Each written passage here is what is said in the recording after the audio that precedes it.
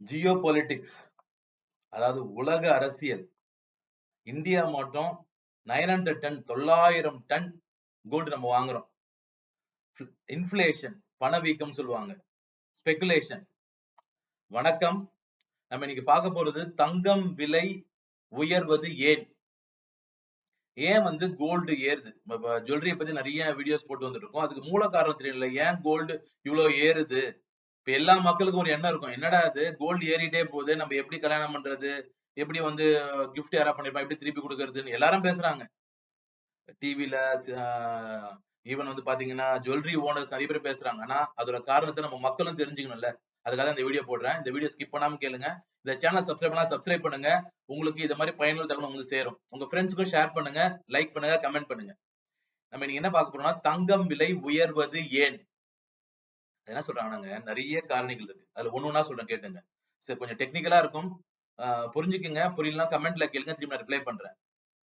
Global economic condition, உலக பொருளாதாரம் base பண்ணி தான் தங்கம் விலை ஏறுகிறது. First point. என்ன சார் வேர்ல்டா? ஆமாங்க. ஏன்னா இது வந்து தங்கம் என்பது அமெரிக்காவை சார்ந்து டாலர்ல தான் பிக்ஸ் பண்றாங்க கோல்ட் ரேட்ல. அப்ப உலக பொருளாதாரம் டிஸ்டர்ப் ஆகும்போது தங்கம் விலை உயரும். அதுல ரொம்ப முக்கியமான அன்சர்டனிட்டி, அதாவது ஒரு பொருளாதார பிரச்சனை வருது, இல்ல ரெசெஷன், வேலை வாய்ப்பு இழக்கிறாங்க, உலக லெவல்ல நிறைய நாடுகள் இழக்கிறாங்கன்னா அப்ப தங்கம் ஏறும். ஏன் ஏறுனா எல்லாமே கோல்ட்ல இன்வெஸ்ட் பண்ணுவாங்க, சேஃபா இருக்கும், கோல்டு வந்து இறங்காது என்றதுக்காக. ரெண்டாவது, Jio political issues. Jio political புதிய வார்த்தையா இருக்கு, பெரிய வார்த்தை தான், இன்னைக்கு நிறைய பேசப்பட்டிருக்க வார்த்தை ஜியோ பொலிட்டிக்கல்.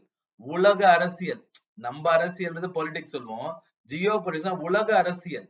ஆஸ்திரேலியால என்ன நடக்குது, அப்புறம் அமெரிக்கால நடக்குது, ரஷ்யாவோட போர் என்ன, இது மாதிரி மத்த நாடுகளோட உலக அரசியல் பேஸ் பண்ணியும் தங்கம் உயரும். ஒரு இடத்துல வார் நடக்குது, உக்ரைன் வார் நடக்குது, இல்ல இன்னொருத்த மேல ஒரு பாம்பு போட போறான், ஸ்கட் அனுப்ப போறான், ஏதோ பிரச்சனை வருது, ஒரு ப்ராப்ளம் உருவாகுது, கனடா நாட்டுக்காரன் ஏதோ நம்ம கிட்ட பேசுறாங்க, அதாவது உலக அரசியல்ல மாற்றங்கள் வரும் பொழுது, ட்ரம்ப் வராரு, புதுசா அமெரிக்கா எலெக்ஷன் நடக்குது, உலக அரசியலும் ஏதாவது மாற்றங்கள் வரும்போது கோல்டு ஏறும். அடுத்த பாயிண்ட் வந்து இன்ட்ரெஸ்ட் ரேட். முக்கியமா இன்ட்ரெஸ்ட் ரேட்னா வட்டி விகிதம். இங்க இல்ல, நம்ம ஊர்ல இல்ல, அமெரிக்காவோட வட்டி விகிதம் குறைத்தார்கள்னா உடனே கோல்ட்ல இன்வெஸ்ட் பண்ணிடுவாங்க. சோ பொருளாதார சீர்கேடு வந்தாலும் கோல்ட்ல இன்வெஸ்ட் பண்ணிடுவாங்க. ஏன்னா சேஃபா இருக்கும், உடனே இறங்காது. அது சேஃபஸ்ட் ஹெவன். அதுல முதலீடு பண்ணா உடனே ரேட் இறங்காது. ஸ்டாக்ல இருக்கவங்க, கம்பெனில இருக்கவங்க அதுல போய் இன்வெஸ்ட் பண்ணிடுவான். உலக அரசியல் பிரச்சனை வருதா, உடனே அதுல போய் இன்வெஸ்ட் பண்றாங்க. கோல்டுல சேஃப்டியான இடம், உடனே இறங்காது. ஸ்டாக் மார்க்கெட்டோ இல்ல கம்பெனிகளோ இறங்குனால கோல்ட்ல இன்வெஸ்ட் பண்ணுவாங்க, அது திரும்பி ஏறும். அதுக்கப்புறம் இன்ட்ரெஸ்ட் ரேட். அமெரிக்கால இன்ட்ரெஸ்ட் ரேட் வட்டி விகிதத்தை குறைச்சாங்கன்னா அன்செக்யூரிட்டி இருக்கும், உடனே கோல்ட்ல லாக் பண்ணுவாங்க. சோ இதனால குளோபல் எக்கனாமிக் கண்டிஷன்ஸ், உலக பொருளாதாரத்தினாலையும் நம்மளோட தங்கம் விலை உயரும். இது ஃபர்ஸ்ட் பாயிண்ட். ரெண்டாவது பாயிண்ட், கரன்சி பிளக்சுவேஷன்ஸ். நம்ம ருபி இருக்குல்ல, அது பார்ப்போம், அது அமெரிக்கா டாலர் கம்பேர் பண்ணா 90 ரூபாய் 100 ரூபான்னு ஒரு ரேட் சொல்லுவாங்க. சோ நம்மளோட இந்தியன் கரன்சி வேல்யூ கம்மியாகும் பொழுது நம்ம அதிகமான பணத்தை கொடுத்து வாங்க வேண்டும் அமெரிக்கா கிட்ட இருந்து கோல்டு இம்போர்ட் பண்றோம்னா. சோ அப்பவும் தங்கம் விலை உயரும்.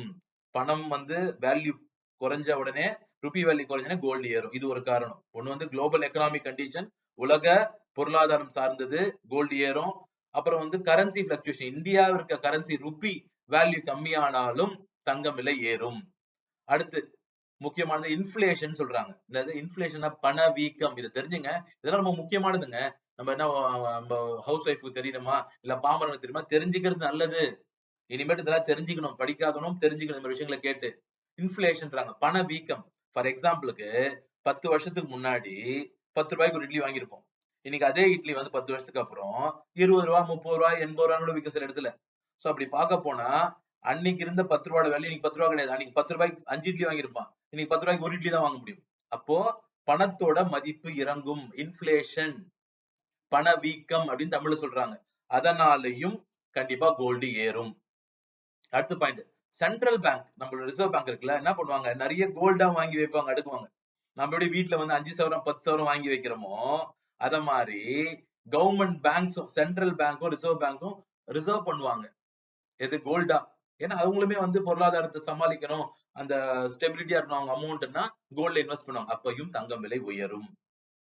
அப்புறம் இன்னொரு முக்கியமானது, நம்ம ஏரியா, இப்பதான் நம்ம ஏரியாவுக்குள்ள வரேன். இவ்வளவு நேரம் சொன்னது எல்லாமே உலக பொருளாதாரம், பணத்தோட மதிப்பு ருப்பி வேல்யூ இறங்கும் போது, கரன்சி பிளக்சுவேஷன் போது, அப்புறம் இன்ஃபிளேஷன் பணம் விற்கும் பொழுது எல்லாம் சொல்லி முடிச்சுன்னா, அப்புறம் சென்ட்ரல் பேங்கோட ரிசர்வ் பண்ணும் போது வரும்னு சொல்லிட்டேன். ரொம்ப முக்கியமான ஐட்டம். சீசனல் டிமாண்ட்றாங்க. தீபாவளி வருது, தன்தராஸ் வருது, புதுசா அறுவடை பண்றான் மக்கள் எல்லாருமே. அப்ப என்ன நடக்கும்னா தங்கம் விலை உயரும். அதுக்கு யாரு காரணம்? நீயும் நானும் தான் காரணம். ஐயோ வாங்கி குவி, வாங்கி போடுன்னு சொல்றோம் பாத்தீங்களா, அதான் தங்க விலை ஏறுது. அதுக்கு ரொம்ப முக்கியமான காரணம்னா நீங்க தெரிஞ்சுக்கணும். டொமஸ்டிக் மார்க்கெட், இந்தியன் மார்க்கெட்ல, உலக மார்க்கெட்ல அதிகமா தங்கம் உபயோகப்படுத்துவது ஏசியா மக்கள் மட்டும்தான். ஆசியா, நம்ம சொல்ல சைனா, இந்தியா, சொல்லிட்டு வரல, இந்த நாடுகள் மலேசியா, சிங்கப்பூர், இவங்க எல்லாம் மட்டும்தான் நிறைய கோல்டு யூஸ் பண்றாங்க. அப்ப உலகத்திலேயே நம்மளாலதான் கோல்டு ஏறுது, அது தெரிஞ்சுங்க. வேர்ல்ட் லெவல்ல ஏசியா தான் ஹையஸ்ட், சைனா தான் முதல். அதுல அடுத்து நிறைய வாங்குறது ஆனா இந்தியா தான் வாங்குறாங்க. ஏன்னா 140 கோடி மக்கள் இருக்கும், தங்கத்தின் மேல மோகம் ஜாஸ்தி நமக்கு, அதுக்காக ரேட் ஏறுது. இந்தியால மாத்திரங்க 800ல இருந்து 900 டன், 800 to 900 டன்ஸ். ஒரு டன் 1000 கிலோ. 800ல இருந்து 900 கிலோ நம்ம ஒரு வருஷத்துக்கு வாங்குறோம், கன்சியூம் பண்றோம், இல்ல பொருளா மாற்றோம், ப்ரொக்யூர் பண்றோம் சொல்லலாம் இந்தியால. அதுல ஹையஸ்ட் யாரு? நம்ம south India. East west, north south, கிழக்கு மேற்கு வடக்கு தெற்கு இந்தியா. சவுத் இந்தியா யார் யாரு? தமிழ்நாடு, ஆந்திர பிரதேஷ், கேரளா, கர்நாடகா, இவங்கெல்லாம் தான் சவுத் இந்தியா. இவங்க மட்டும் 40%. அந்த 800 டன்ல 40% பாத்துங்க எவ்வளவு வரும்? கிட்டத்தட்ட 320 டன்னு நம்ம தான் ப்ரொக்யூர் பண்றோம் சவுத் இந்தியா. ப்ரௌடா சொல்லலாம், அப்பா நம்ம தமிழ்நாட்டுக்காரனும். இதுல ஜாஸ்தி யாருன்னா ஃபர்ஸ்ட் ஆந்திர பிரதேஷ், ரெண்டாவது யாருன்னா தமிழ்நாடு, மூணாவது தான் கேரளா வருவாங்க. ஓகேங்களா? கர்நாடகா வராங்க. சோ அப்படி பார்க்க போனா சவுத் இந்தியா 40%. அதுல தமிழ்நாடு மாத்திரம் தெரிஞ்சுக்குங்க 100ல இருந்து 150 டன் நம்ம யூஸ் பண்றோம் ஒரு வருஷத்துக்கு கோல்டு. அப்புறம் ஏன் ரேட் ஏறாது? ரேட் ஏறதுக்கு நீங்க நான் தான் ஒரு காரணம். அதுக்கப்புறம் சென்னை மாத்திரம் இன்னும் தெரிஞ்சுங்க, இன்னும் டிராப் டவுன் பண்ணி போவோம். சென்னை மாத்திரம் 50ல இருந்து 100 டன் நம்ம ப்ரொக்யூர் பண்றோம். அப்புறம் ஏன் சார் ஏறாது? கோல்டு ஏறுதுன்னா அதுக்கு நீயும் நானும் தான் ஒரு காரணம் ராஜா. அடுத்தது டி நகர்னு ஒரு ஊர் இருக்குல்ல சென்னையில, டி நகர்னு சென்னையில இருக்கு. அதுதான் உலகத்திலேயே குறுகிய இடத்துல, கொஞ்சம் இடத்துல அதிகமான பண முழக்கங்கள், வியாபாரங்கள் செய்யக்கூடிய இடம் சொல்லி ஏசியாலே டிக்ளேர் பண்ணிருக்கான். ஆசிய லெவல்ல டி நகர் தான் மெயின் பிளேஸ். எல்லா பணக்காரங்க அங்கதான் இருக்கிறாங்க, எல்லா நகை கடையும் அங்கதான் இருக்கு, நிறைய வியாபாரங்கள் அங்கதான் நடக்குது. சின்ன ஏரியால கொஞ்சம் ஜூஸ், இத்தனை கிலோமீட்டருக்குள்ள சொல்லுவாங்கல்ல, ஒரு 20 கிலோமீட்டர் ரேடியஸ்க்குள்ள நடக்கிறதுல ஹையஸ்ட் ஏசியாவிலேயே டி நகர் மாத்திரம் தான். டி நகர்ல மாத்திரம் 20ல இருந்து 30 டன் ஒரு வருஷத்துக்கு வியாபாரம் நடக்குது கோல்டு. அப்புறம் ஏன் சார் ரேட் ஏறாது? ரேட் ஏறதுக்கு நீயும் நானும் ஒரு காரணம். இதெல்லாம் தான் ரேட் ஏறதுக்கு காரணம். அதுக்கப்புறம் நெக்ஸ்ட் இம்போர்ட் டியூட்டிஸ்ன்றாங்க. இம்போர்ட் டியூட்டிஸ்னா என்ன? நம்ம கோல்டு இந்தியால தோண்டி எடுக்கப்படல, மைன்ஸ்ல நம்மளோட சுரங்கங்கள் எடுக்கப்படல, அப்ப வெளியே தான் இம்போர்ட் பண்ணணும். அதுக்கு கவர்மெண்ட் டியூட்டி பிக்ஸ் பண்றாங்க. இப்ப நடுவுல குறைஞ்சு தெரியுங்களா, ஒரு 700 ரூபாய் 600 ரூபாய் ஒரு கிராமுக்கே குறைஞ்சு பாத்தீங்களா, 400 300 400 ரூபாய்க்கு மேல குறைஞ்சது. எதனால குறைஞ்சது? நம்மளோட சென்ட்ரல் கவர்மெண்ட் இம்போர்ட் டியூட்டி 12% 6% ஆக்கிட்டாங்க. சோ அந்த 6% ஆகும் பொழுது நமக்கு கோல்டோட வேல்யூ கம்மியாச்சு, ஐ மீன் ரேட் கம்மியாச்சு. ஆனா திரும்பி அது ஏறிச்சு, அது வேற விஷயம். திரும்பி 6000 ரூபாய்க்கு போயிட்டு திரும்பி 7200 7300 7400 போயிடுச்சு. அப்போ அது குறைச்சாலும் திரும்பி மக்கள் வாங்குறதுனால ஏறிட்டே போகுது. சோ இம்போர்ட் டியூட்டி அப்புறம் வரி, இதனாலையும் கோல்டு விலை ஏறும். அப்புறம் ஸ்பெகுலேஷன் சொல்றாங்க. ஸ்பெகுலேஷன்னா என்ன? ஸ்பெகுலேஷன் என்பது, அதாவது எதுக்கு ஏறுதுன்னே தெரியாது. ஸ்டாக் மார்க்கெட்டும் ஸ்பெகுலேஷன் சொல்லுவாங்க. எதுக்கு ஏறுதுன்னே தெரிஞ்சு ஏறும். ஏதோ ஒரு இடத்துல ஸ்டாக் மார்க்கெட் டவுன் ஆயிருக்கும், ஒரு கவர்மெண்ட் மாறி இருக்கும். ஸ்பெகுலேஷன், அதாவது முக்கியமா கமோடிட்டி மார்க்கெட்ன்றாங்க. கமோடிட்டினா எப்படி? நான் வாங்கவே மாட்டார் பொருள, அந்த கண்ணாலையும் பார்க்க மாட்டாரு. ஸ்டாக் மார்க்கெட்ன்றது ஒரு கம்பெனியோட ஷேர் வாங்குறது. கமோடிட்டி மார்க்கெட்ன்றது நான் தங்கத்தையும் பார்க்க மாட்டேன், வெள்ளி பார்க்க மாட்டேன், அரிசி பருப்பு, ஆனா அதை ஆன்லைன்ல பர்ச்சேஸ் பண்ணலாம். கிட்டத்தட்ட கேம்பிளிங் மாதிரி தான், சூதாட்டம் மாதிரி தான். என்னன்னே தெரியாம வாங்குவாங்க கோல்டு. அதாவது 100 கிராம் 20 கிராம் 1 கிலோ வெள்ளி 2 கிலோ வெள்ளி, கண்ணெல்லாம் பார்க்க மாட்டான். கமோடிட்டி மார்க்கெட்ன்றாங்க. அது ஏன் அவ்வளவு தெளிவா சொன்னா, நானுமே அது ஒரு 4 லட்சம் ரூபாய் எழுந்திருக்கேன். சோ அதனால அந்த கமோடிட்டி மார்க்கெட் தயவு செஞ்சு யாருமே கமோடிட்டி மார்க்கெட் போவாதீங்க, என்னோட அட்வைஸ். ஷேர் மார்க்கெட்டும் பண்ணுங்க, கமோடிட்டி மார்க்கெட் பண்ணாதீங்க. அதுல கையை சுட்டுக்கணும் நானும் ஒரு ஆள். அதுல பெரிய பெரிய முதலைங்க தான் சம்பாரிச்சு போயிறாங்க. வெளிநாட்டுல இருந்து வருவாங்க, மொத்தம் முதலீடு பண்ணுவான், தூக்கிட்டு போடுவாங்க காசு. நம்ம ஊர் ஆளுங்க 50,000 1 லட்சம் 2 லட்சம் 3 லட்சம் போட்டீங்க, அவுட். Commodity market போவாதீங்க. அதை விட இப்ப இன்னொன்னு புதுசா கண்டுபிடிச்சிட்டாங்க ஊரை ஏமாத்துறதுக்கு. F&O ஃபியூச்சர்ஸ் அண்ட் ஆப்ஷன், அதுலயும் போயிடாதீங்க. வேணும்னா ஷேர் மார்க்கெட்ல, ஸ்டாக் மார்க்கெட்ல கொஞ்சம் ஒரு ஷேர் வாங்கி வைங்க, தப்பு கிடையாது. இண்டெக்ஸ் ஃபண்ட், மியூச்சுவல் ஃபண்ட் எல்லாம் வாங்காது. நிறைய வீடியோல பேசியிருப்பேன், வேணா போய் பாருங்க. உங்களுக்கு டவுட் தான் கமெண்ட்ல கேளுங்க, திருப்பி சொல்றேன் நானு. லைக் பண்ணுங்க, ஷேர் பண்ணுங்க, அது முக்கியமா சொல்லணும். சப்ஸ்கிரைப் பண்ணுங்க, இந்த மாதிரி விஷயங்கள் உங்களுக்கு வேணும்னா. சோ கமோடிட்டி மார்க்கெட்லயும் ட்ரேட் ஆயிட்டே இருக்கு. கோல்டு, சில்வர் எல்லாமே. இந்த கோல்டு ஃபிக்டிஷியஸா அது என்ன நடக்குதுன்னே தெரியாம ஏறும். அதுதான் வந்து ஸ்பெகுலேஷன் சொல்றாங்க. சோ இது எல்லா காரணங்களாலையும் தங்கம் விலை உயர்கிறது. தங்கம் விலை உயர்வது ஏன்னா இந்த வீடியோ ஃபுல்லா பார்த்தா உங்களுக்கு தெரிஞ்சிடும். என்ன சொன்ன நானு, திருப்பி ரிப்பீட் பண்ணி முடிச்சிருந்த வீடியோவை. ஃபர்ஸ்ட் குளோபல் எக்கனாமிக் கண்டிஷன், அதுல ரெசெஷன், அன்சர்டனிட்டி எல்லாம் ஏறும். ஜியோ பொலிட்டிக்கல் கண்டிஷன், அப்புறம் இன்ட்ரெஸ்ட் ரேட் யூஎஸ் குறைச்சாங்கன்னா ஏறுது.